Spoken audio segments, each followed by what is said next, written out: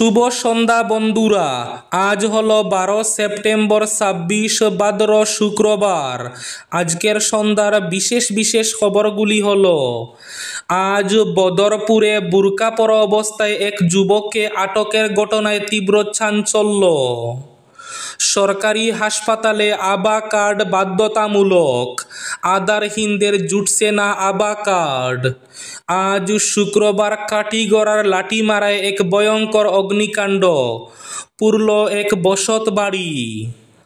দুর্লভচড়ায় উচ্চ ক্ষমতাসম্পন্ন লাইনে কাজ করতে গিয়ে বিদ্যুৎস্পৃষ্ট এক অস্থায়ী কর্মী।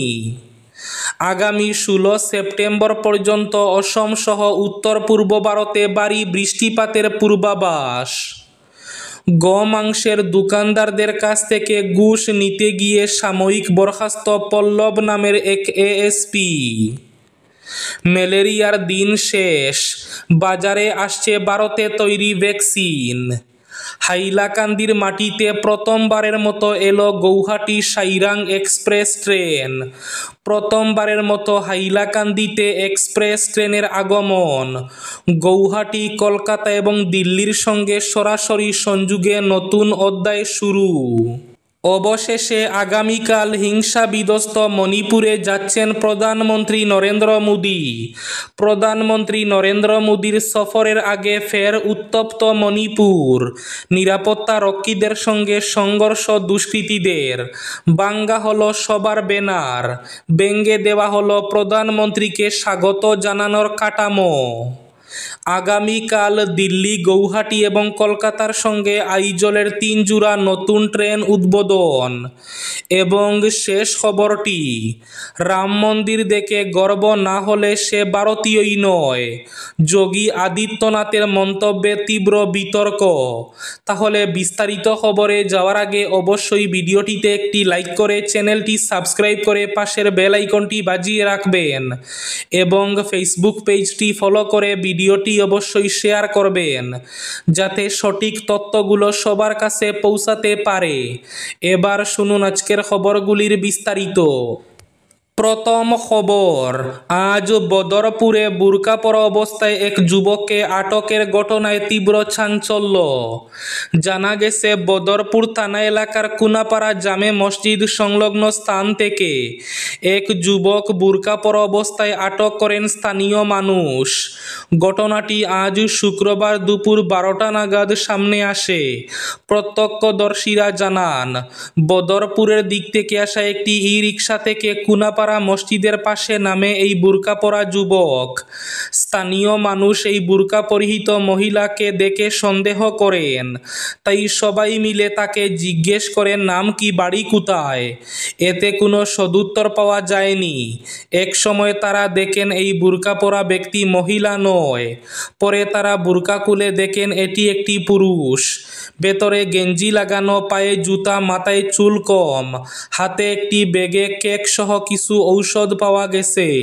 স্থানীয় মানুষ বদরপুর থানায় জানালে পুলিশ দ্রুত সরেজমিনে ছুটে আসে। বুরকা পরিহিত এই যুবককে আটক করে থানায় নিয়ে যায় পুলিশ। এ ঘটনায় এলাকায় বেশ চাঞ্চল্য বিরাজ করছে। আজ কাছাড় জেলার কাটিগড়ার লাঠিমারা গ্রামে সংঘটিত হল এক ভয়ঙ্কর অগ্নিকাণ্ডের ঘটনা।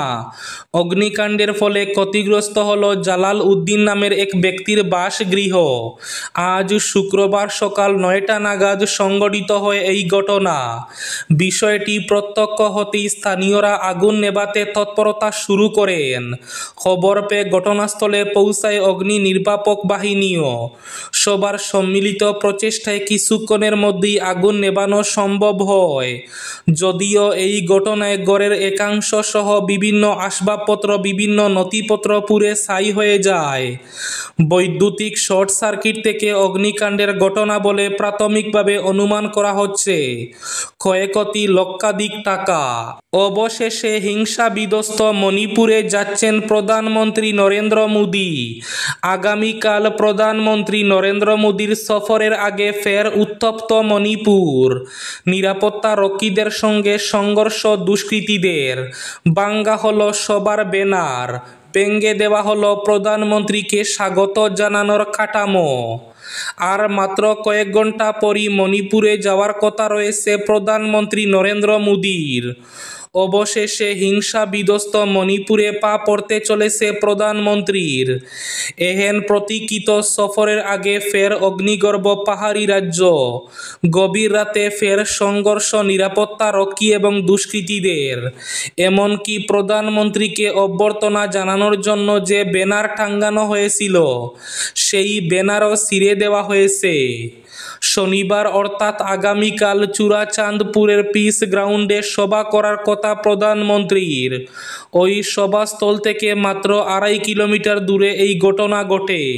প্রধানমন্ত্রীর আসার জন্য হেলিপ্যাড করা হয়েছে পিসনমুন গ্রামে। জানা গিয়েছে সেখানেই প্রধানমন্ত্রী নরেন্দ্র মোদীর সফরের জন্য নির্মিত সাজসজ্জা ভাঙচুরের চেষ্টা করা হয়। নিরাপত্তা রক্ষীরা বাধা দিতে গেলে দুষ্কৃতীদের সঙ্গে সংঘর্ষ শুরু হয়। এই হামলার ঘটনার ভিডিও ছড়িয়ে পড়েছে সোশ্যাল মিডিয়ায়। কতজন ওই হামলায় চালায় এবং হামলাকারীরা কারা তা নিয়ে কিছু বলতে চাইছেন না সেখানকার পুলিশ আধিকারিকরা। উত্তর পূর্ব ভারতে ভারী বৃষ্টিপাতের পূর্বাভাস। অসম, মেঘালয় সহ দেশের উত্তর পূর্ব ভারতে ভারী বৃষ্টিপাতের সম্ভাবনার কথা জানালো আইএমডি। পূর্বাভাসে জানানো হয়েছে, আগামী 16 সেপ্টেম্বর পর্যন্ত পশ্চিমবঙ্গের হিমালয় পাদদেশ, সিকিম, ওড়িশা, অরুণাচল প্রদেশ, নাগাল্যান্ড, মণিপুর এবং অসম ও মেঘালয়ে বিক্ষিপ্তভাবে ভারী থেকে অতি ভারী বৃষ্টিপাতের সম্ভাবনা রয়েছে। এছাড়াও আগামী 4 থেকে 5 দিন কর্ণাটক সহ বিভিন্ন স্থানে ব্যাপক বৃষ্টিপাতের পূর্বাভাস দেওয়া হয়েছে। রাম মন্দির দেখে গর্ব না হলে সে ভারতীয়ই নয়, যোগীর মন্তব্যে বিতর্ক। অযোধ্যার রাম মন্দির দেখে গর্ব না হলে সে ভারতীয়ই নয়, বিতর্কিত মন্তব্য করলেন উত্তরপ্রদেশের মুখ্যমন্ত্রী যোগী আদিত্যনাথ। 2 মহান্তের প্রয়াণ বার্ষিকী উপলক্ষে একটি অনুষ্ঠানে গিয়ে যোগী বলেন, কেউ যদি অযোধ্যার রাম মন্দির দেখে গর্ববোধ না করে তাহলে তাদের ভারতীয় পরিচয় নিয়েই সংশয় রয়েছে। প্রশ্ন উঠছে, ভারতীয় নাগরিকত্বের সঙ্গে মন্দিরকে কিভাবে জুড়ে দেওয়া যায়। বুধবারের অনুষ্ঠানে যোগী আদিত্যনাথ বলেন, ভারতে যত মানুষ রয়েছেন তাদের মধ্যে এমন কেউই নেই যার অযোধ্যার রাম জন্মভূমি মন্দির দেখে গর্ব হবে না। আর যদি কেউ গর্ববোধ না করেন তাহলে তার ভারতীয় নাগরিকত্ব নিয়ে সংশয় থেকে যায়। সরকারি হাসপাতালে আভা কার্ড বাধ্যতামূলক, আধারহীনদের জুটছে না আভা কার্ড। সরকারি হাসপাতালে রোগীর চিকিৎসা করতে আভা কার্ড বাধ্যতামূলক। যাদের আভা কার্ড নেই সরকারি চিকিৎসার সব ধরনের সুবিধা থেকে তারা বঞ্চিত হচ্ছে। আভা কার্ডের প্রক্রিয়া নিয়ে জনমনে ক্ষোভ দেখা দিয়েছে। বেশ কিছুদিন আগে অসম সরকার ঘোষণা করেছে যে সরকারি হাসপাতালে সব সুবিধা পেতে হলে রোগীর আভা কার্ড বাধ্যতামূলক, তা না হলে অনেক সুবিধা পাবেন না। এখন সরকারি হাসপাতালে আভা কার্ড বাধ্যতামূলক, তবে আধারহীনদের জুটছে না আভা কার্ড। এ নিয়ে ব্যাপক ক্ষোভ পঞ্জীভূত হচ্ছে। উচ্চ ক্ষমতা সম্পন্ন লাইনে কাজ করতে গিয়ে বিদ্যুৎস্পৃষ্ট অস্থায়ী কর্মী। দুর্লভসরা বিদ্যুৎ সংমণ্ডলের অন্তর্গত চরগুলা মডেল হাসপাতাল সংলগ্ন এলাকায় 11,000 ভোল্টের বিদ্যুৎ পরিবাহী লাইনে কাজ করতে গিয়ে বিদ্যুৎস্পৃষ্ট হয়ে গুরুতর আহত হন এক কর্মী। জানা গেছে, ওই এলাকার লাইনম্যান মৃণাল রায় একজন মাস্টার রুল কর্মীকে লাইন সারাইয়ের কাজে বৈদ্যুতিক খুঁটিতে তুলে দেন। আর উচ্চ ক্ষমতা সম্পন্ন বিদ্যুৎ পরিবাহী তারের সংস্পর্শে আসতেই ওই কর্মী বিদ্যুৎস্পৃষ্ট হয়ে মাটিতে পড়ে যান। ঘটনাটি ঘটেছে রাতাবাড়ি তথা রামকৃষ্ণনগর বিধানসভার অন্তর্গত চরগুলা মডেল হাসপাতালের সামনে।